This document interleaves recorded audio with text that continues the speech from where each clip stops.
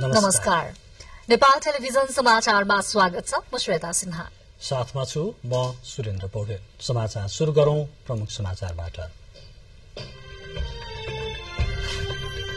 राष्ट्रिय सभा अध्यक्षमा माओवादीको दावी, पार्टीभित्र लिखित निर्णय नभएको प्रधानमन्त्रीद्वारा स्पष्ट। कांग्रेसका सिटौलाको विषयमा भने अहिले घटनाक्रमहरू भिन्न भएको टिप्पणी। उपनिर्वाचन हुने 2वटा निर्वाचन क्षेत्रमा दलहरूको निर्वाचन केन्द्रित गतिविधि बढ्दै। आयोगद्वारा चैत्र 28 गतेदेखि वैशाख 12 गतेसम्म प्रचार प्रसारको समयावधि निर्धारण।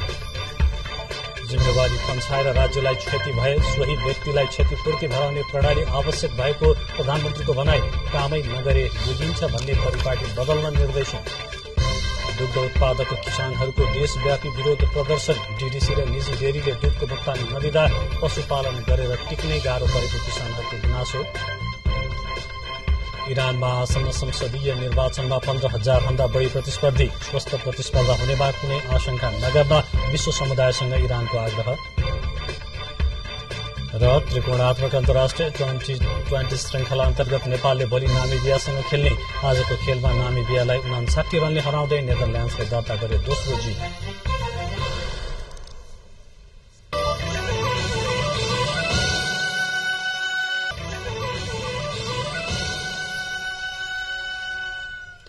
समाचार अब विस्तारमा। प्रधानमन्त्री एवं माओवादी केन्द्रका अध्यक्ष पुष्पकमल दाहाल प्रचण्डले राष्ट्रिय सभाको अध्यक्ष माओवादीले पाउनुपर्ने विषयमा पार्टीभित्र लिखित निर्णय नभएको बताउनु भएको छ। आज चितवनको भरतपुर विमानस्थलमा संचारकर्मीहरूसँग कुरा गर्नुहुँदै प्रचण्डले माओवादीको स्थायी कमिटी बैठकमा राष्ट्रिय सभाको अध्यक्ष माओवादीले पाउनुपर्नेमा अधिकांश सदस्यहरूको जोड़ रहे पनि पार्टीले लिखित रूपमा कुनै निर्णय नगरेको बताउनु भएको हो।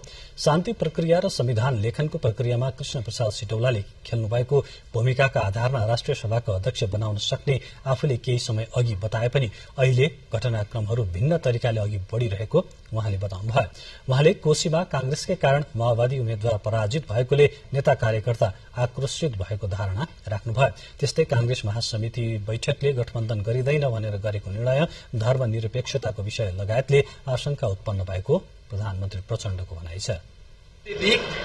सदस्यहरूले राष्ट्रिय सभाको अध्यक्ष हामीले छोड्न हुँदैन भन्ने सुझाव राख्नु भएको छ।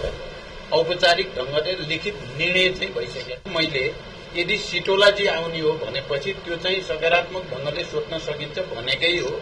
तर त्यहाँदेखि यहाँसम्म आउँदा केही घटनाक्रमहरू अलि भिन्न ढंगले अगाडि गए। त्यस्तै प्रधानमन्त्री प्रचण्डले भरतपुर विमानस्थल विस्तार गर्नका लागि संघीय सरकारबाट प्रक्रियागत सबै निर्णय भइसकेको पनि बताउनुभयो। राष्ट्रिय सभाबाट विदा हुँदै गरेका सांसदहरूले जनताका आवाजहरूलाई कार्यान्वयन गर्ने निकायले गम्भीरता नदेखाउँदा आम नागरिकमा सांसदहरूप्रति निराशा बढ़ेको बताउनु भएको छ।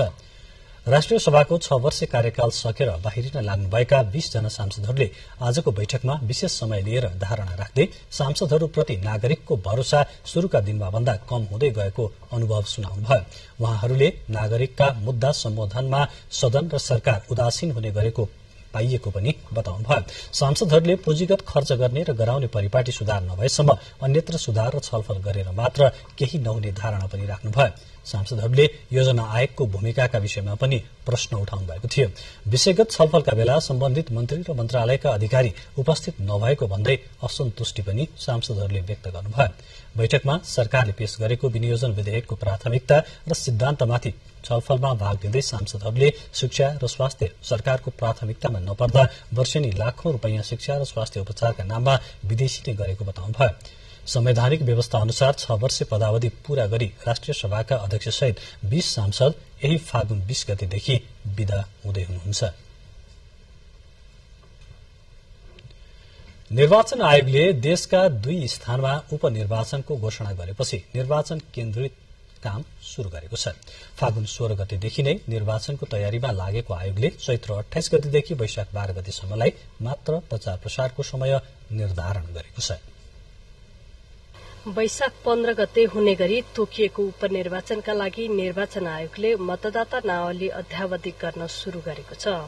फागुन 14 गते नै निर्वाचन कार्यतालिका सार्वजनिक गरेको निर्वाचन आयोगले बुधबारदेखि अध्यावधिक गर्ने कार्य शुरू गरेको हो। इलाम क्षेत्र नम्बर 2 र बझाङको निर्वाचन क्षेत्र नम्बर 1 को प्रदेश सभा निर्वाचन क्षेत्र नम्बर 1 का लागि चैत 24 गते उम्मेदवारी दर्ता हुने भएको छ। त्यस्तै निर्वाचन आयोगले चैत 24 गते अन्तिम मतदाता नावली प्रकाशन गर्ने समय तालिका निर्धारण गरेको छ। आयोगले फागुन 24 गतेदेखि 30 गतेसम्म उपनिर्वाचनका लागि दल दर्ता गर्ने समय तोकेको छ। त्यस्तै चैत 22 गते मुख्य निर्वाचन अधिकृतको नियुक्ति गरी सोही दिन अधिकृतको कार्यालय स्थापना गर्ने र चैत 24 गतेदेखि 27 गतेसम्म निर्वाचन कार्यक्रम सञ्चालन गर्नेछ। चैत 24 गते उम्मेद्वारको मनोनयन दर्ता र चैत 27 गते उम्मेद्वारको अन्तिम नामावली प्रकाशन गरी निर्वाचन चिन्ह प्रदान गर्नेछ। चैत 28 गतेदेखि वैशाख 12 गतेसम्मलाई प्रचार प्रसार अवधि तोकेको निर्वाचन आयोगले वैशाख 15 गते बिहान 7 बजेदेखि बेलुका 5 बजेसम्मका लागि मतदान गर्ने समयावधि निर्धारण गरेको छ।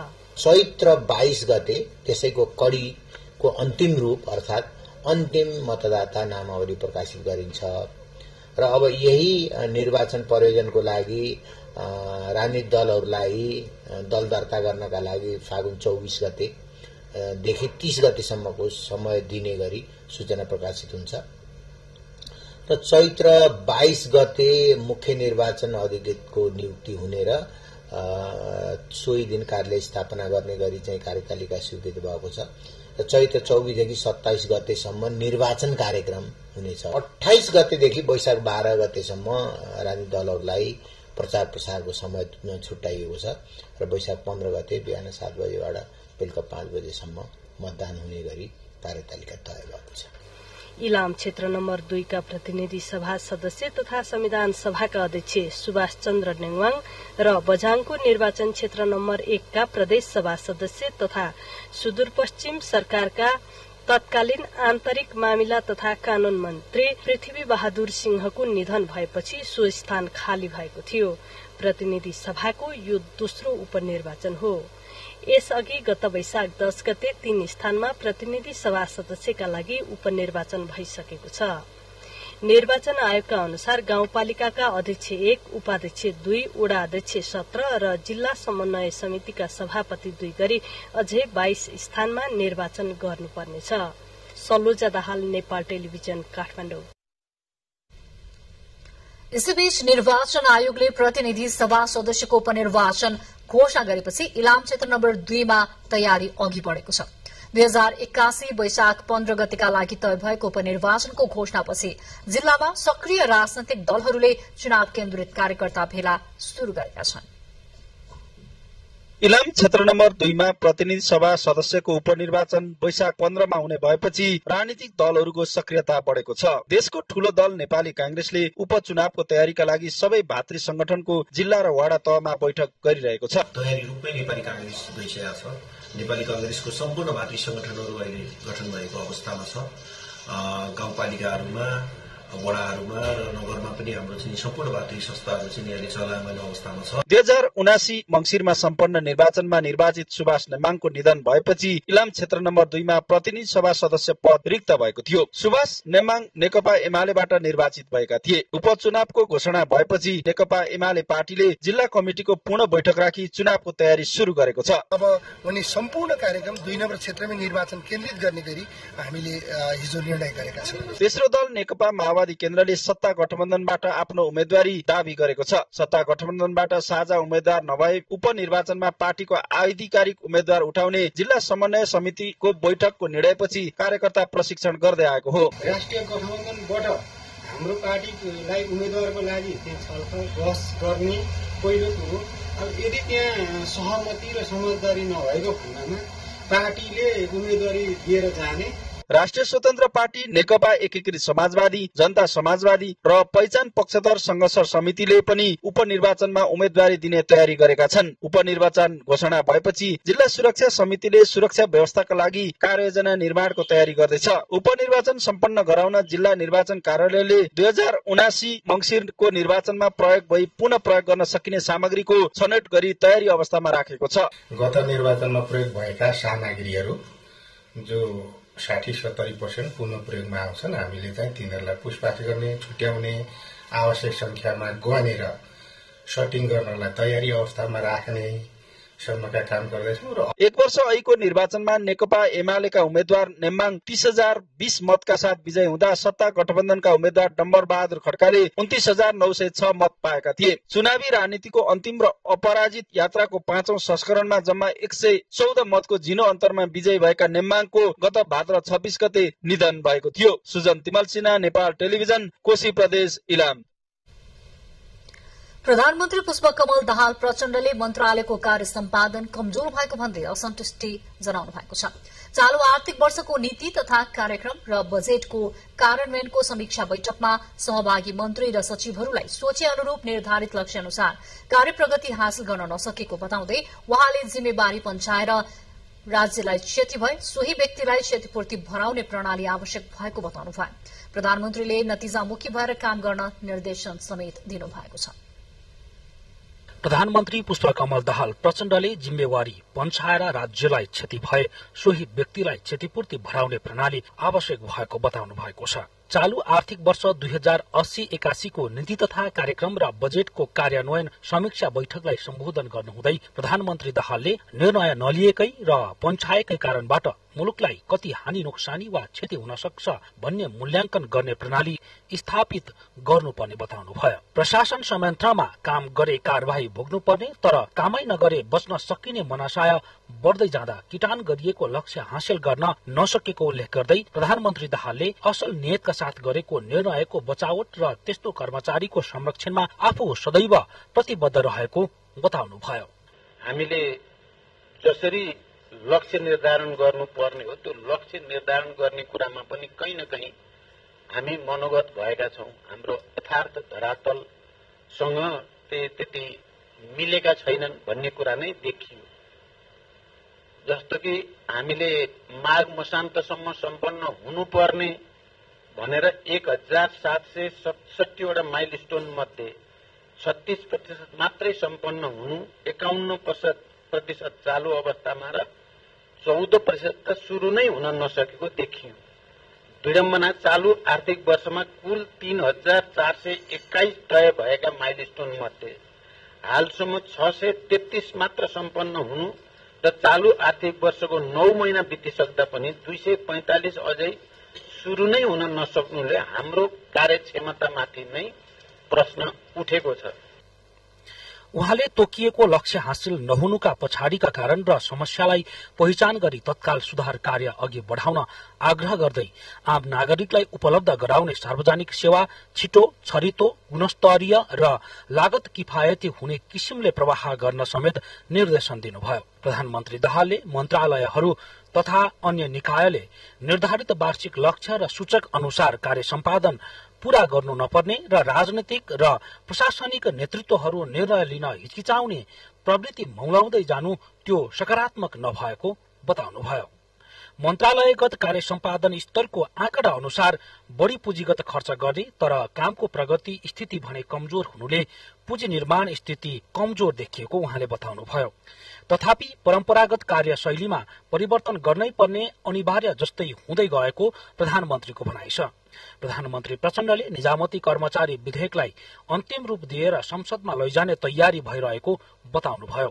संघीय निजामती ऐनलाई पनि अन्तिम रूप दिएर सदनमा लैजाने तयारीमा छौं। सरकारले प्रत्येक मन्त्रालय सम्बद्ध राष्ट्रिय गौरवका आयोजना लगायत विकास निर्माण र सेवा प्रवाहका विषयहरूमा तत्काल सुधार गरी आम जनतामा सकारात्मक सन्देश प्रवाह गर्ने सम्बन्धमा मैले दिएका निर्देशनको कार्यान्वयनमा तत्परता देखाउन पनि म विशेष आग्रह गर्न चाहन्छु। उहाँले पुँजीगत खर्चको वृद्धि एवं विकास आयोजना र कार्यक्रमहरूको व्यवधान रहित सञ्चालनका लागि अर्थ मन्त्रालय, राष्ट्रिय योजना आयोग र विषयगत मन्त्रालयहरूले संयुक्त रूपमा प्रयास थाल्न आवश्यक भएको बताउनुभयो। क्यामेरामा नवराज दाहालका साथमा लाल कुमार मुक्तान, नेपाल टेलिभिजन, काठमाडौँ। समाचारहरू बाँकी नै छन्, एकैछिन विश्राम। विज्ञापनपछि स्वागत छ। अब बाँकी समाचार। आन्तरिक तथा बाह्य पर्यटक आकर्षित गर्ने उद्देश्यले भरतपुर भ्रमण वर्ष 2024 शुरू हुन लागेको छ। कार्यक्रमको औपचारिक शुभारम्भ प्रधानमन्त्री पुष्पकमल दाहाल प्रचण्डले भोलि चितवनको नारायणी किनारबाट गर्नुहुने कार्यक्रम छ। मध्य नेपालको महानगर भरतपुरको अगुवाईमा शुरू भएको भ्रमण वर्षको सम्पूर्ण तयारी पूरा भएको महानगरले जनाएको छ। भ्रमण वर्षको शुभारम्भ समारोहमा विभिन्न राजनैतिक दलका नेताहरू लगायतको उपस्थिति रहने बताइएको छ। चितवनको समग्र प्रवर्धनका लागि आयोजना गरिएको भ्रमण वर्षको अवधिमा वर्षैभरि विभिन्न कार्यक्रमहरूको आयोजना गरिने भरतपुर महानगरपालिकाले जनाएको छ। यसैबीचमा भ्रमण वर्षको तयारी सम्बन्धमा थप जानकारी दिन हाम्रा वरिष्ठ संवाददाता देवी सापकोटा भरतपुर महानगरपालिकाका प्रमुख रेणु दाहाल सँगै चितवनबाट हामीसँग प्रत्यक्ष सम्पर्कमा हुनुहुन्छ। देवीजी। हजुर सुरेन्द्रजी, भोलि औपचारिक शुभारम्भ हुँदैछ भरतपुर भ्रमण वर्षको। भले यसका केही कार्यक्रमहरू केही दिन अघिबाटै शुरू भइसकेका छन्। यो भरतपुर भ्रमण वर्षको जुन भोलि औपचारिक शुभारम्भ हुँदैछ, यसको शुभारम्भको लागि तयारी के हुँदैछ? विभिन्न राजनैतिक दलका नेताहरू, यसै गरी चाहिँ पूर्व प्रधानमन्त्रीहरूको उपस्थिति हुने भन्ने पनि कार्यक्रम छ। को आइपुग्नु भएको छ, को आउन बाँकी हुनुहुन्छ, के छ तयारी, कस्तो किसिमको तयारी गरिरहेको छ भरतपुर महानगरपालिकाले? पक्कै पनि यो कोभिड पछि नेपालको पर्यटन व्यवसाय फलिएको छ, त्यसलाई उकास्नको लागि नेपालको मध्य क्षेत्र भरतपुर चितवन यो भरतपुर महानगरपालिकाले अगाडि बढाएको यो महत्वाकांक्षी अभियान हो, जसले आन्तरिक र बाह्य पर्यटक गरी एक वर्षमा सन् 2024 भरि झण्डै 7 लाख पर्यटक भित्र्याउने लक्ष्य लिएको छ। 5 लाख आन्तरिक पर्यटक र 2 लाख बाह्य पर्यटक। यो आन्तरिक र बाह्य देश र विदेश दुवैतर्फका पर्यटकहरूलाई तान्ने गरी एउटा अभियान सुरु गरेको छ भ्रमण वर्षको रूपमा मनाउने भनेर, जसको औपचारिक शुभारम्भ भोलि प्रधानमन्त्री पुष्पकमल दाहाल प्रचण्डले गर्नुहुने कार्यक्रम रहेको छ। र यो कार्यक्रमलाई राष्ट्रिय महत्व दिनको लागि विभिन्न समयका प्रधानमन्त्रीहरू, यसअघिका भूतपूर्व प्रधानमन्त्रीहरू पनि प्राय सबै पूर्व प्रधानमन्त्रीहरू कार्यक्रम स्थलमा आउने भन्ने हामीलाई जानकारी प्राप्त भएको छ, आयोजक पक्षले जानकारी दिएको छ। त्यसका अतिरिक्त यहाँको तयारीको कुरा गर्दा यो नारायणी नदी किनार अहिले बेहुली जस्तै सिंगारिएको छ, निकै तामझामका साथ। र आयोजककै दाबी अनुसार पनि करिब 50,000 भोलि यस क्षेत्रका चितवन, नवलपरासी, तनहु, गोर्खा लगायत क्षेत्रका गरी 50,000 भन्दा बढी मानिसलाई यहाँ निम्तो दिने अथवा आउने भन्ने आकलन पनि गरिएको छ। र अन्य तयारीहरू जस्तो 15,000 भन्दा बढी बेडहरू यहाँ प्रतिदिन बस्न सक्ने क्षमतामा तम तयारी अवस्थामा राखिएको छ। यो पर्यटकको अतिथि सत्कारको लागि होटल व्यवसायीहरूले पनि त्यही किसिमले उत्साहपूर्ण तरिकाले तयारी गरेका छन्। र खास गरी यो चितवन, यो भरतपुर महानगरपालिका दुईवटा कुराले बढी प्रसिद्ध छ। एउटा यहाँको प्रकृति, चितवन राष्ट्रिय निकुञ्ज र वन्यजन्तुको अवलोकन एउटा अन्तर्राष्ट्रिय आकर्षणको केन्द्र, त्यस्तै संस्कृतिको पाटो पनि छ। सांस्कृतिक हिसाबले पनि सम्पन्न यो क्षेत्र, यो जिल्ला थारू, कुमाल, बोटे लगायत विभिन्न जात जातिको संस्कृतिलाई पनि प्रचार प्रसार गर्ने र आकर्षक पर्यटक तान्ने उद्देश्यले पनि त्यो किसिमको तयारीहरू पनि गरिराखेको अवस्था छ। हजुर देवीजी, हामीले भर्खरै दृश्यमा पनि देखायौं प्रधानमन्त्री पुष्पकमल दाहाल प्रचण्ड सहित भरतपुर महानगरपालिकाका प्रमुख रेणु दाहाल पनि त्यहाँ त्यो कार्यक्रम स्थलको अवलोकनका लागि आउनुभएको दृश्य हामीले देखाएका छौं। भर्खरै त्यो प्रसारण भएको छ र सम्भवतः तपाईँ पनि ती कार्यक्रम स्थलमै हुनुहुन्छ, नारायणी किनारमै भन्ने हामीले अनुमान गरेका छौं। जहाँ भोलि कार्यक्रम हुँदैछ त्यही हुनुहुन्छ। कस्तो तयारी छ त्यो जुन त्यो स्थानको चाहिँ जहाँ तपाईँ अहिले हुनुहुन्छ?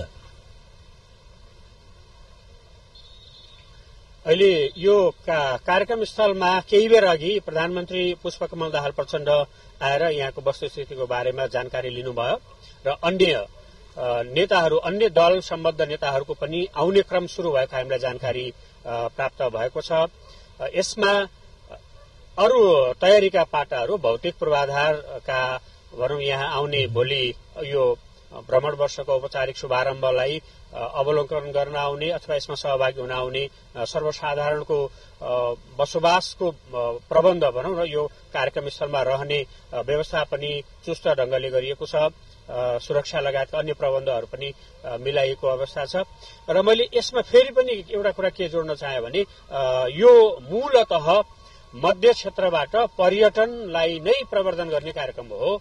यसले यो भन्न भरतपुर भ्रमण वर्ष भने पनि चितवन क्षेत्रमा रहे पनि यसले सारमा नेपालकै पर्यटनलाई प्रवर्धन गर्ने लक्ष्य राखिएको छ। र यसमा अर्को एउटा रोचक पक्ष चाहिँ के छ भने गैर आवासीय नेपाली संघले पनि निकै महत्वका साथ यो कार्यक्रमलाई अपनत्व लिएको छ।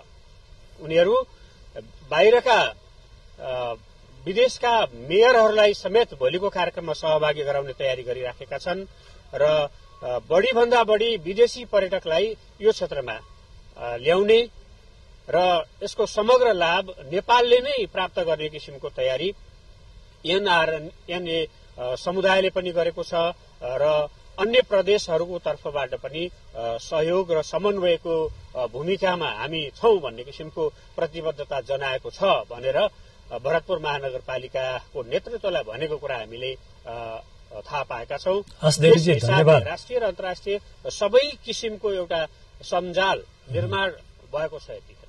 हस् देवीजी, यहाँलाई जानकारीको लागि धन्यवाद।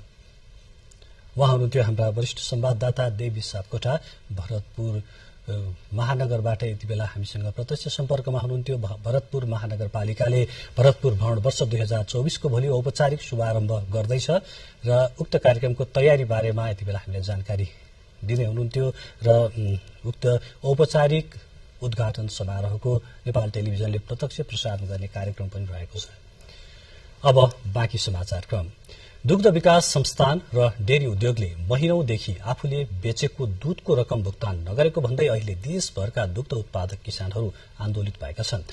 देशैभरका किसानहरूले सरकारको स्वामित्वमा रहेको डीडीसी सहित निजी डेरी उद्योगहरूले दूधको करोड़ौं भुक्तानी नदिएपछि आन्दोलन गर्नु परेको बताएका छन्।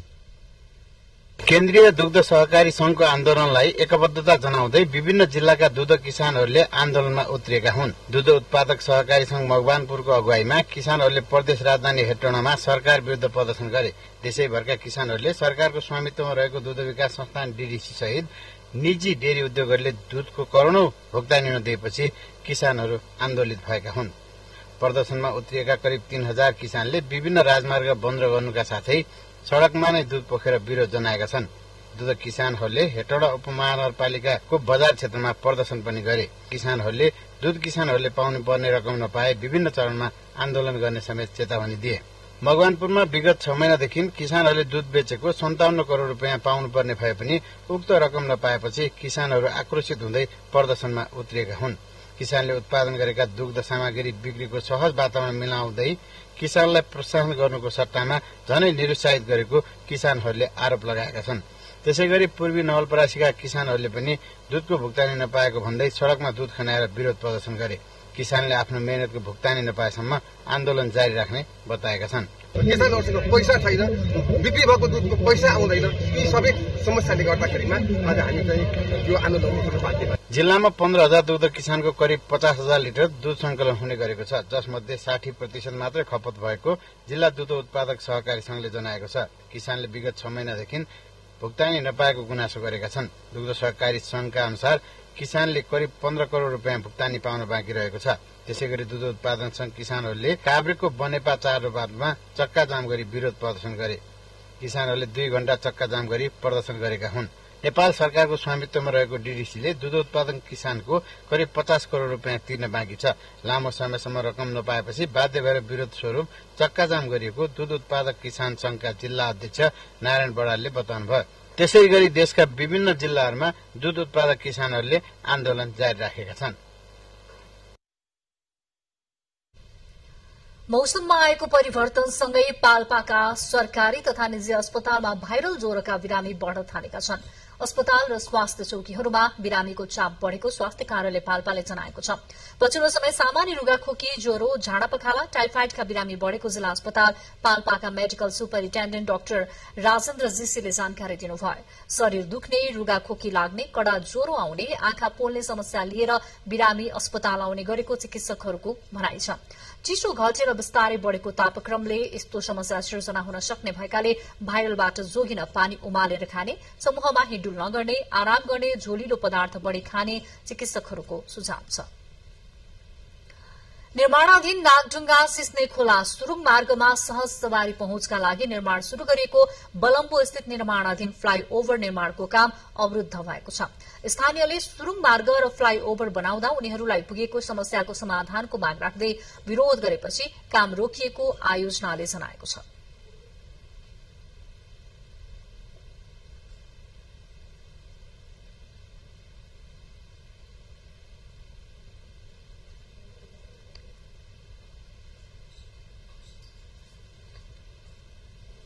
त्यहाँको वडा नम्बर 1 र 2 का स्थानीयवासी विशेष गरी आन्दोलित भएका हुन्।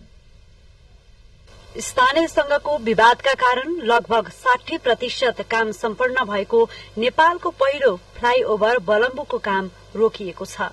नागढुङ्गा नौबिसे सुरुङ मार्ग निर्माणका क्रममा चन्द्रगिरी नगरपालिकाको वडा नम्बर 1 र 2 का स्थानीयको घरहरू चर्किएपछि त्यसको क्षतिपूर्ति पाउनुपर्ने माग राखेर स्थानीयले विरोध गरेपछि काम रोकिएको छ।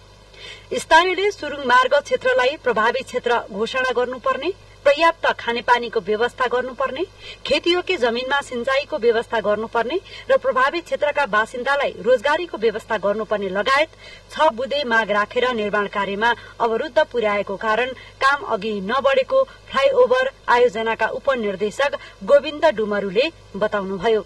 नागढुङ्गा सुरुङ मार्गमा विवाद त पहिलेदेखि नै थियो हैन, जुन कुरा आयोजनाले आफ्नो तर्फबाट सल्भ पनि भइरहेछ। अब लास्ट टाइम चाहिँ 26 फागुन 6 गतेदेखि स्थानीयहरूले पुरानो माग र थप केही नयाँ माग राखेर आन्दोलन कार्यक्रम सुरु गरे र त्यहाँदेखि चाहिँ हाम्रो आजसम्म निर्माण काम चाहिँ ठप्प रहेको छ। 5वटा राखिने पायर मध्ये 4वटाको काम भइसकेको निर्माणाधीन फ्लाईओभरको सुपर स्ट्रक्चरको काम र एबुटमेन्टको काम बाँकी रहेको आयोजनाको भनाइ छ। 2 लेनको बलम्बु फ्लाईओभर कुल लम्बाई 128 मिटरको हुनेछ, जसमा एउटा लेन 3.5 मिटर चौडा हुनेछ। सो फ्लाईओभरबाट करिब 3 किलोमिटर पहुँच मार्ग मार्फत सुरुङ मार्गको काठमाडौँ तर्फको भागमा पुग्न सकिनेछ। विद्यमान जामको समस्यालाई निराकरण गर्नको लागि वैकल्पिक रूपमा चाहिँ छिटो पुग्ने हिसाबले छिटो तथा छिटो र सजिलो हिसाबले चाहिँ यातायात आवागमन सहज हुने किसिमले उद्देश्यले निर्माण भएको हो र यसमा लाभान्वित भनेको काठमाडौँ मात्रै नभइकन देशका विभिन्न स्थानबाट काठमाडौँ आउने या जाने यात्रुहरूलाई सहजता प्रदान गर्नेछ। निर्माणाधीन नागढुङ्गा सिस्ने खोला सुरुङ मार्ग सञ्चालनमा आएसँगै सवारी साधन राजमार्गबाट सुरुङ मार्गतिर मोडिँदा हुन सक्ने ट्राफिक जामलाई व्यवस्थित गर्ने उद्देश्यले फ्लाईओभरको निर्माण गरिएको हो। सुरुङ मार्ग पस्ने सवारी साधनलाई राजमार्गको बीचको 2 लेनबाट फ्लाईओभरमा जोडिनेछ। सुरुङ मार्ग निर्माण सम्पन्न गरी सञ्चालनमा ल्याउने गरी काम भइरहेको अवस्थामा स्थानीय संघको विवाद समाधान गरी फ्लाईओभरको काम पनि सक्ने तयारी आयोजनाको छ। यसका लागि सुरुङ मार्ग आयोजनाले स्थानीयसँग वार्ता पनि गरिरहेको छ। क्यामेरामा ध्रुव थापाका साथ कालिका शिवाकोटी, नेपाल टेलिभिजन, काठमाडौँ। सिन्धुपाल्चोकको जुगल गाउँपालिका वडा नम्बर 3 मा पर्ने निमडोल क्षेत्रमा बुधबारदेखि लागेको डढेलोका कारण त्यहाँ रहेका आधा दर्जन बढ़ी चौरी गोठका मानिस तथा चौपायाहरू उच्च संकटमा परेका छन्। वरिपरि भीरै भीड़ रहेको त्यस क्षेत्रमा सबैतिर डढेलो फैलिएपछि त्यहाँ लागिएको खानेपानीका पाइपहरू जलेर पानीको आपूर्ति बन्द हुँदा निमडोल खर्कमा गोठ राखी बसेकाहरू विगत 24 घण्टादेखि खानेपानी विहीन भएका छन्। नजिकको तेम्बा थान गाउँसम्म पुग्न त्यहाँबाट करिब 3 घण्टाको पैदल यात्रा गर्नुपर्छ। डढेलो व्यापक रूपमा फैलिदो अवस्थामा रहेको तेम्बा थानका लाक्पा शेर्पाको भनाइ छ। प्रमुख जिल्लाधिकारी झक्क प्रसाद आचार्यले नेपाल प्रहरी तथा नेपाली सेनाका विपद सम्बन्धी टोलीहरूसँग समन्वय गरी अवस्थालाई सामान्य बनाउन सबै प्रकारका प्रयासहरू अघि बढ़ाइएको जानकारी दिनुभएको छ। उत्तरी धादिङको नेत्रावती डबसङ गाउँपालिकामा किसानहरूले पालेको पशुवस्तुमा रेबिज रोगको संक्रमण पुष्टि भएको छ। रेबिज भएर गाउँपालिकामा एक गोरु मरेको र अन्य 5वटा पशु बिरामी परेका छन्। गाउँपालिकाको वडा नम्बर 4 मा किसान तारा घलेले पालेको गोरु रेबिजसँग मिल्दोजुल्दा लक्षण देखा परि मरेपछि नमूना परीक्षण गर्दा रेबिज रोगको संक्रमण पुष्टि भएको छ। मरेको गोरुको नमूना केन्द्रीय पशुपक्षी रोग अन्वेषण प्रयोगशालामा त्रिपुरेशनमा पठाई परीक्षण गर्दा रेबिजको संक्रमणका कारण गोरु मरेको पुष्टि भएको पशु सेवा कार्यालय धादिङका प्रमुख डाक्टर सन्दीप सिलवालले जानकारी दिनुभएको छ। उक्त गाउँमा अहिले भैंसी र गोरु गरी 5वटा पशुवस्तु बिरामी परेको र ती पशुहरूमा रेबिजसँग मिल्दाजुल्दा लक्षणहरू देखा परेको नेत्रावती डबजङ गाउँपालिकाका पशु स्वास्थ्य प्राविधिक अर्जुन खतिवड़ाले बताउनुभयो। बिरामी परेका पशुवस्तुहरूले मान्छेलाई हान्ने, दिशाहा स्वभाव निकाल्ने, मुखबाट र्याल निकालिरहने जस्ता लक्षण देखा परेको छ। रेबिज देखिएपछि स्थानीय तहले गाउँपालिकामा रहेका सामुदायिक र घरपालुवा कुकुरलाई रेबिज विरूद्धको भ्याक्सिन दिन शुरू गरेको छ। समाचारहरू बाँकी नै छन्, एकैछिन विश्राम। पुनः स्वागत छ। अब बाँकी समाचार। नेकपा एकीकृत समाजवादीले पार्टीको आसन्न 10औं महाधिवेशनमा एक मात्रै दस्तावेज प्रस्तुत गर्ने निर्णय गरेको छ। काठमाडौँमा आज सम्पन्न दस्तावेज मस्यौदा समितिको बैठकले महाधिवेशनमा समसामयिक राजनैतिक, पार्टीको आन्तरिक लगायतका विषय समेटेर एउटा मात्रै दस्तावेज प्रस्तुत गर्ने निर्णय गरेको पार्टी प्रवक्ता जगन्नाथ खतिवड़ाले जानकारी दिनुभयो। मसौदा समितिको बैठकपछि पार्टीभित्र कुनै पनि अलग अलग सोच नरहेको र सबैको भावनालाई समेटेर महाधिवेशनमा प्रस्ताव प्रस्तुत हुने उहाँको भनाइ छ। महाधिवेशनमा प्रस्तुत गर्ने दस्तावेजलाई अन्तिम रूप दिनका लागि विभिन्न समूह बनाएर छलफल हुने प्रवक्ता खतिवड़ाले जानकारी दिनुभयो। दस्तावेजमा समाजवादी क्रान्तिको बाटोमा जानका लागि हुने चुनौती, रूपरेखा लगायतका विषय समेटिने नेकपा एकीकृत समाजवादीले जनाएको छ। दिक्तेल रूपाकोट मजुवागढ़ी नगरपालिकाले आयोजना गरेको चित्रकला प्रदर्शनीको नेकपा एमालेका अध्यक्ष केपी शर्मा ओलीले अवलोकन गर्नुभएको छ।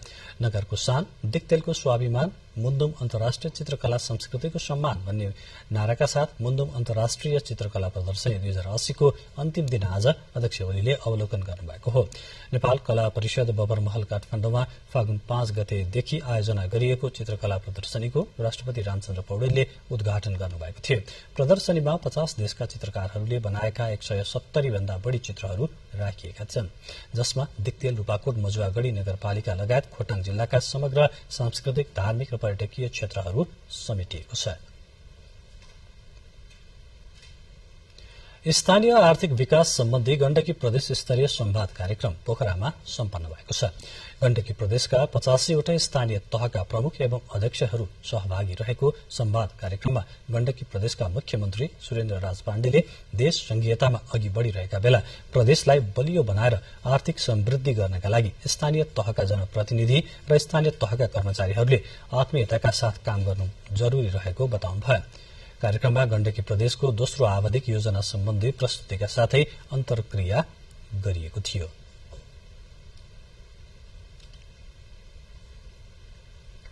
शिक्षा, विज्ञान तथा प्रविधि मन्त्री अशोक कुमार राईले शिक्षा सम्बन्धी विधेयक जारी भएपछि नेपालको शिक्षा क्षेत्रमा आमूल परिवर्तन आउने बताउनु भएको छ।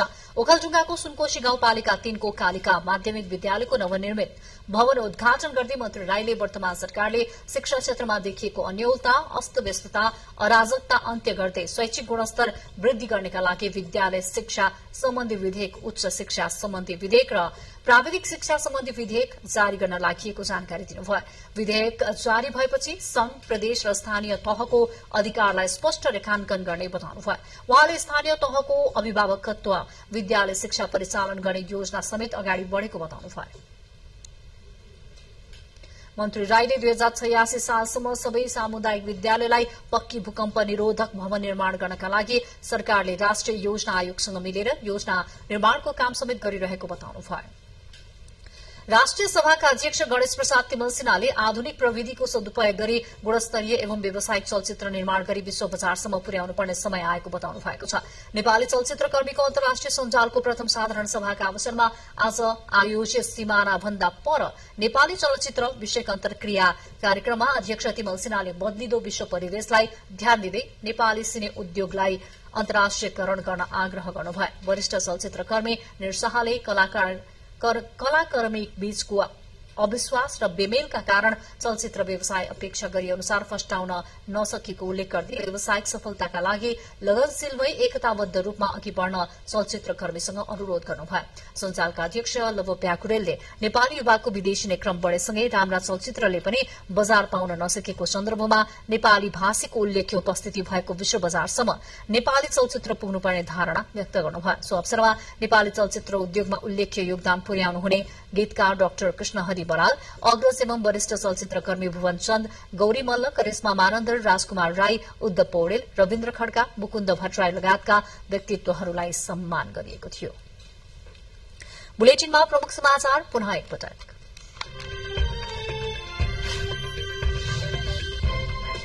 राष्ट्रिय सभा अध्यक्षमा माओवादीको दावी पार्टीभित्र लिखित निर्णय नभएको प्रधानमन्त्रीद्वारा स्पष्ट। कांग्रेसका सिटौलाको विषयमा भने अहिले घटनाक्रमहरू भिन्न भएको टिप्पणी। उपनिर्वाचन हुने 2वटा निर्वाचन क्षेत्रमा दलहरूको निर्वाचन केन्द्रित गतिविधि बढ़दै आयोगद्वारा चैत 28 गतेदेखि वैशाख 12 गतेसम्म प्रचार प्रसारको समयावधि निर्धारण। जिम्मेवारी पन्छाएर राज्यलाई क्षति भए सोही व्यक्तिलाई क्षतिपूर्ति भराउने प्रणाली आवश्यक भएको प्रधानमन्त्रीको भनाई। कामै नगरे जोगिन्छ भन्ने परिपाटी बदल्न निर्देशन। दुग्ध उत्पादक किसानहरूको देशव्यापी विरोध प्रदर्शन। डीडीसी र निजी डेयरीले दूधको भुक्तानी नदिँदा पशुपालन गरेर ठिकै गाह्रो परेको किसानहरूको गुनासो। इरानी आसन्न संसदीय निर्वाचनमा 15,000 भन्दा बढ़ी प्रतिस्पर्धी। स्वस्थ प्रतिस्पर्धा हुनेमा कुनै आशंका नगर्न विश्व समुदायसँग आग्रह। त्रिकोणात्मक अन्तर्राष्ट्रिय 2020 श्रृंखला अन्तर्गत नेपालले भोलि नामिबियासँग खेल्ने। आजको खेलमा नामिबियालाई 59 रनले हराउँदै नेदरल्याण्ड्सले दर्ता गर्यो दोस्रो जित। भरतपुर महानगरपालिकाले गौतम बुद्ध अन्तर्राष्ट्रिय क्रिकेट रंगशाला निर्माणका लागि टेन्डर आह्वान गरेको छ। महानगरपालिकाले रंगशालाको पहिलो चरणको निर्माण कार्यका लागि 1 अर्ब 10 करोड़ रूपैयाँको टेन्डर आह्वान गरेको हो। भरतपुर महानगरपालिका रामपुरमा निर्माणाधीन रंगशालाले अब पूर्णता पाउने बाटो खुलेको छ। करिब 3 वर्षदेखि अल्पत्र अवस्थामा रहेको रंगशालाको पहिलो चरणको निर्माण कार्यका लागि 1 अर्ब 10 करोड़ रूपैयाँको टेन्डर आह्वान भएपछि रंगशाला निर्माणले गति पाउने निश्चित भएको हो। दुर्मुस सुन्तली फाउन्डेशनले यो रंगशालाको निर्माण शुरू गरे पनि आर्थिक सहयोग जुटाउन नसकेपछि बीचमै अल्पत्र अवस्थामा रहेको थियो। पछि फाउन्डेशनले महानगरपालिकालाई रंगशालाको स्वामित्व हस्तान्तरण गरेको थियो। महानगरपालिकाले बिहिबार सार्वजनिक सूचना जारी गरी रंगशाला निर्माणको लागि टेन्डर आह्वान गरेको छ। रंगशालाको पहिलो चरणमा 10,000 जना क्षमताको स्ट्याण्ड, मैदानको सम्पूर्ण काम, पेभिलियन सहित 2वटा टावर बिल्डिङ निर्माण हुनेछ। यो काम पूरा हुँदा रंगशालाको क्षमता 15,000 जनाको पुग्ने महानगरले जनाएको छ। रंगशाला निर्माणमा बागमती सरकार र भरतपुर महानगरपालिकाले क्रमशः 70% र 30% को साझेदारी गर्ने सहमति भएको छ। भ्रमण वर्ष 2024 को एउटा आकर्षक गन्तव्य मध्ये रंगशाला पनि हुने भएकाले रंगशाला निर्माणलाई महानगरले प्राथमिकता दिएको भरतपुर महानगरपालिकाका प्रमुख रेणु दाहालले बताउनुभयो। सन् 2027 मा हुने 19 वर्ष मुनिका महिला विश्वकप क्रिकेट प्रतियोगिता यही मैदानमा खेलाउने लक्ष्यका साथ रंगशालाको निर्माणलाई अगाडि बढाइने पनि उहाँले बताउनुभयो। सरकारले गौतम बुद्ध अन्तर्राष्ट्रिय क्रिकेट रंगशालालाई राष्ट्रिय गौरवको आयोजनाका रूपमा अगाडि बढाउने निर्णय गरेको छ। रंगशाला निर्माणको लागि छनौट भएको कम्पनीले 2.5 वर्षभित्र रंगशाला बनाइसक्नु पर्नेछ। रंगशाला निर्माण पूरा हुन 3.5 अर्ब रूपैयाँ लाग्ने अनुमान गरिएको छ। रुकुम पश्चिमको सानीभेरी गाउँपालिका 2 को गिठाकोटमा बाँसको चोयाबाट अस्थायी आवास निर्माण गरिएको छ। भूकम्पपछि अस्थायी आवास निर्माणको काम चलिरहेका बेला नमूना घरको रूपमा बाँसको चोयाबाट एउटा अस्थायी आवास निर्माण गरिएको हो। बाँसको चोया र माटोले निर्मित नमूना घरबाट हाल ओडा कार्यालयको सेवा प्रवाह शुरू गरिएको वडा अध्यक्ष मानबहादुर पुनले बताउनु भएको छ। उहाँका अनुसार उक्त टोहरालाई अध्यक्षको कार्यकक्ष सहित वडा कार्यालयको कृषि तथा पशु सेवा उपकेन्द्रको रूपमा सञ्चालनमा ल्याइएको छ। करिब 5 लाख रुपियाँ खर्चेर निर्माण गरिएको बाँसको टोहरा 9 फिट अग्लो छ। नास्टका पूर्व उपकुलपति जीवराज पोखरेलको नेतृत्वमा निर्माण गरिएको 3 कोठाको पूर्ण भूकम्प प्रतिरोधी उक्त नमूना घर केही दिन अघि मात्रै वडा कार्यालयलाई हस्तान्तरण गरिएको हो। उक्त घर 20 वर्षभन्दा बढ़ी टिकाउ हुने बताइएको छ। स्याङ्जाको चापाकोट र पाल्पाको रामपुर जोड्ने पक्की पुल निर्माण कार्यले तीव्रता पाएको छ। कालीगण्डकी नदीमा पछिल्लो समय पानीको बहाव कम भएपछि निर्माणले गति लिएको हो। 75% काम भएको पक्की पुल सम्पन्न भएसँगै पाल्पाको बर्दली र स्याङ्जाको चापाकोट नगरपालिका बीचका मानिसलाई आवत जावतमा निकै सहज हुनेछ। पुल करिब 28 करोड़ 40 लाख रुपियाँको लागतमा निर्माण शुरू भएको थियो। 2080 को अषाढ मसान्तसम्म पुल निर्माण सम्पन्न हुने महादेव खिम्ती निर्माण सेवाले जनाएको छ। अब अन्तर्राष्ट्रिय समाचार। इरानी संसदको 290 सदस्यका लागि 15,000 भन्दा बढ़ी प्रतिस्पर्धीले मनोनयन दर्ता गराएका छन्। भोलि हुने 12औं संसदीय र 6औं एसेम्बली अफ एक्सपर्ट्सको निर्वाचनको पूर्व सन्ध्यामा आयोजित पत्रकार सम्मेलनमा इरानको राजधानी तेहरानमा नजीफले निर्वाचनमा नयाँ नेतृत्व चयनका लागि स्वस्थ प्रतिस्पर्धा हुनेमा कुनै आशंका नगर्न विश्व समुदायसँग आग्रह गर्नुभएको छ। नजीफका अनुसार उम्मेद्वारको उमेर 30 देखि 75 वर्षको हुनुपर्छ र दर्ता भएका मध्ये करिब 75% निर्वाचनमा भाग लिन योग्य हुनेछन्। सन् 1990 को दशकमा जन्मिएका करिब 400 र सन् 1980 को दशकमा जन्मिएका करिब 3000 भन्दा बढ़ी उम्मेद्वार रहेको इरानी अधिकारीले बताएका छन्। उम्मेद्वार मध्ये 13% महिला उम्मेद्वार रहेका छन्। बाँकी समाचार एकैछिनमा।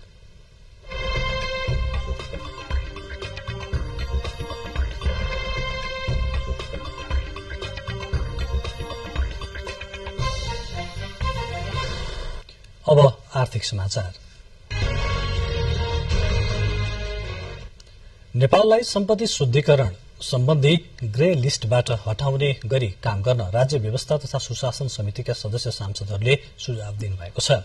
हुण्डी, क्रिप्टो करेन्सी, मानव बेचबिखन र तस्करी लगायतका गतिविधिमा अवैध वित्तीय कारोबारमा सम्पत्ति शुद्धिकरणको उच्च जोखिम रहेको र यसले नेपाललाई नकारात्मक असर पार्ने भन्दै समितिका सदस्य सांसदहरूले सरकारको ध्यान आकर्षण गराउनु भएको हो।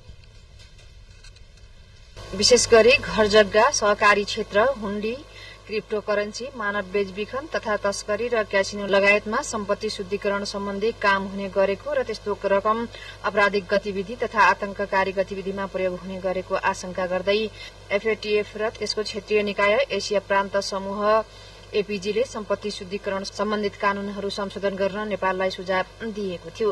यसले अन्तर्राष्ट्रिय सम्पत्ति शुद्धिकरण सम्बन्धी विभिन्न विषयमा विश्वका मुलुकहरूलाई निगरानीमा राख्दै आएको छ। अन्यथा नेपाल ग्रे लिस्टमा पर्ने चेतावनी समेत एफईजीले दिएको थियो। यसै विषयमा बिहिबार राज्य व्यवस्था तथा सुशासन समितिमा भएको छलफलमा समितिका सदस्य सांसदहरूले सम्पत्ति शुद्धिकरण सम्बन्धी सम्बन्धित कानूनहरू संशोधन गर्नुका साथै नेपालको तर्फबाट हुने सबै तयारी गर्न सुझाव दिनुभएको छ। त्यस्तै सम्पत्ति शुद्धिकरणका कारण लगानी सम्मेलन समेत प्रभावित हुने उहाँहरूको भनाइ थियो। साथै समितिका सदस्य सांसदहरूले सरकारले राजस्व चुहावट रोक्न नसकेको भन्दै लक्ष्य अनुसार राजस्व उठाउन नसक्नुको कारण समेत सोध्नु भएको थियो। टास्क फोर्सले दिएको सुझाव बमोजिम घर जग्गाको आयात निर्यातको सहकारीको कारोबार आदिबाट हुने जुन मनी लन्डरिङ छ, खास काम गर्नुपर्ने हो। एउटा स्क्यानरले एउटा ट्रकमा चाहिँ हेरिदियो भने त्यहाँभित्र के ल्याएको छ, त्यहाँ चाहिँ आलु छ कि त्यहाँ प्याज छ कि त्यहाँ सुन छ कि जम्मै कुरो देखिने त आइसक्यो त अहिले विश्वमा। त्यसो नगरिकन एउटा एउटा पोरा गर्दै लैजाने कुरा यो चाहिँ के हो? यो विभागको चाहिँ कहाँ यो समस्या हो? र मानव हामी ग्रे लिस्टमा चाहिँ हामीलाई राखियो, हामीले गर्यौँ, हामीले कानुन पनि संशोधन गर्यौँ, ग्रे लिस्टमा राखियो भने त्यसको कन्सिक्वेन्सेस के हो? हामीले के, हाम्रो कस्ट के हो? हामीलाई कस्तो कस्ट पर्न आउँछ? बैठकमा निजी क्षेत्रले सरकारले उद्योग व्यवसायीलाई अनुसन्धानका नाममा तर्साउने काम गरेको बताएका छन्।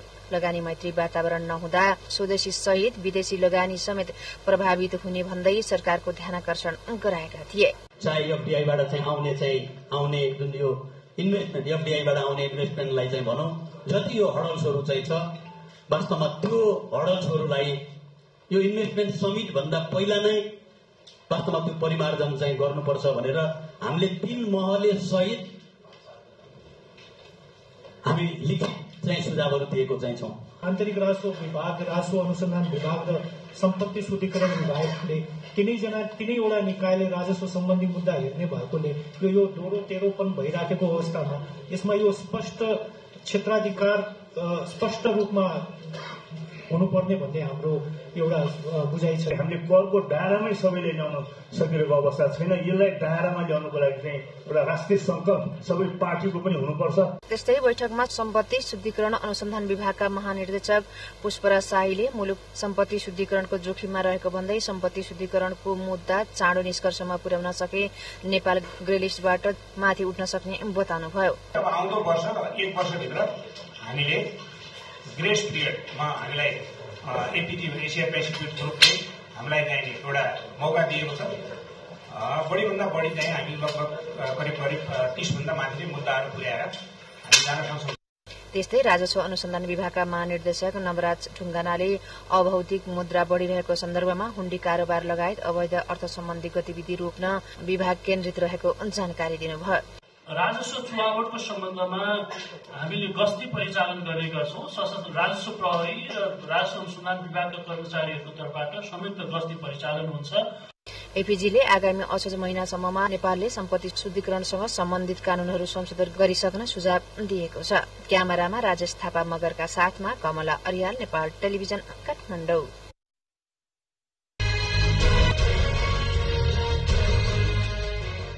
अब खेल समाचार।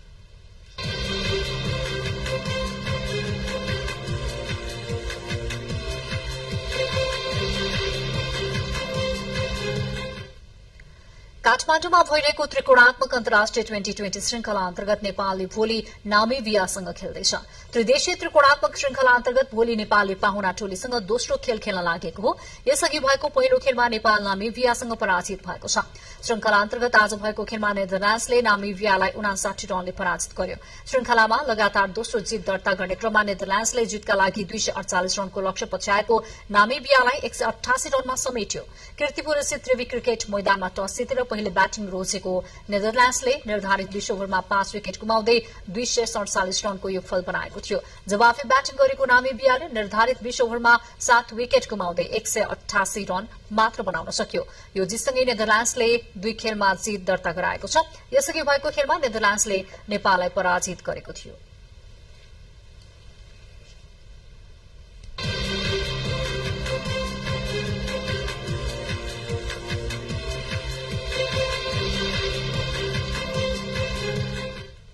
खेलकुद समाचारपछि अब मौसम सम्बन्धी जानकारी। कोशी, बागमती र गण्डकी प्रदेशका पहाड़ी भूभागमा आज आंशिक बदली रही कोशी र गण्डकी प्रदेशका उच्च पहाड़ी तथा हिमाली भागका 1-2 स्थानमा हल्का हिमपातको सम्भावना रहेको छ। साथै बाँकी भूभागमा मौसम मुख्यतया सफा रहने मौसम पूर्वानुमान महाशाखाले जनाएको छ। अब मौसम सम्बन्धी थप विवरण।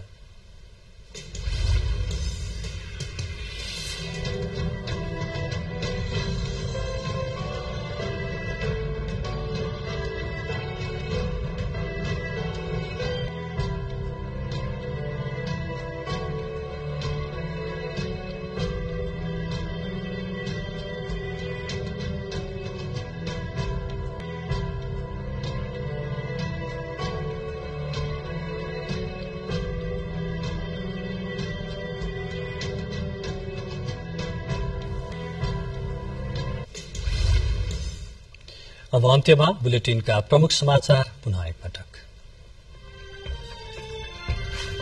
राष्ट्रिय सभा अध्यक्षमा माओवादीको दावी सम्बन्धी पार्टीभित्र लिखित निर्णय नभएको प्रधानमन्त्रीद्वारा स्पष्ट। कांग्रेसका सिटौलाको विषयमा भने अहिले घटनाक्रमहरू भिन्न भएको टिप्पणी। उपनिर्वाचन हुने 2वटा निर्वाचन क्षेत्रमा दलहरूको निर्वाचन केन्द्रित गतिविधि बढ्दै। आयोगद्वारा चैत्र 28 गतेदेखि वैशाख 12 गतेसम्म प्रचार प्रसार र समयावधि निर्धारण। जिम्मेवारी पन्छाएर राज्यलाई क्षति भए सोही व्यक्तिलाई क्षतिपूर्ति भराउने प्रणाली आवश्यक भएको प्रधानमन्त्रीको भनाई। कामै नगरे जोगाइन्छ भन्ने परिपाटी बदल्न निर्देशन। दुग्ध उत्पादक किसानहरूको देशव्यापी विरोध प्रदर्शन। डीडीसी र निजी डेरीले दूधको भुक्तानी नदिँदा पशुपालन गरेर टिक्ने गाह्रो परेको किसानहरूको गुनासो। इरानमा आसन्न संसदीय निर्वाचनमा 15,000 भन्दा बढ़ी प्रतिस्पर्धी। प्रश्न प्रतिस्पर्धा हुनेमा कुनै आशंका नगर्न विश्व समुदायसँग इरानको आग्रह। र त्रिकोणात्मक अन्तर्राष्ट्रिय T20 श्रृंखला अन्तर्गत नेपालले भोलि नामिबियासँग खेल्ने। आजको खेलमा नामिबियालाई 59 रनले हराउँदै नेदरल्याण्ड्सले दर्ता गर्यो दोस्रो जित। हवस् त समाचारको सिलसिला अहिलेलाई यति नै। हामी बिदा चाहन्छौं। नमस्कार।